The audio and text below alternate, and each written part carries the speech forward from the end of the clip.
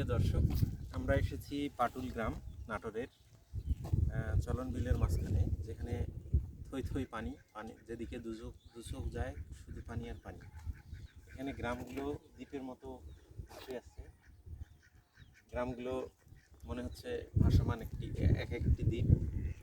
এখানে প্রাকৃতিক দৃশ্য মন কেড়ে নেয় মানুষের।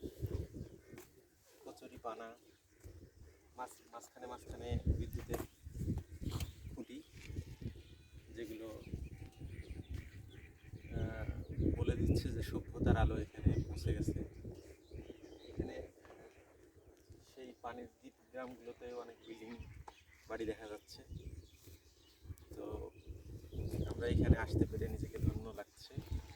আমরা দুজনে মিলে বাইকে করে এসেছি সেই সুদূর থেকে, আমাদের ঈদ পরবর্তী ট্যুর হিসেবে। তো সকল শুভকামনা প্রত্যাশা করছি। ধন্যবাদ।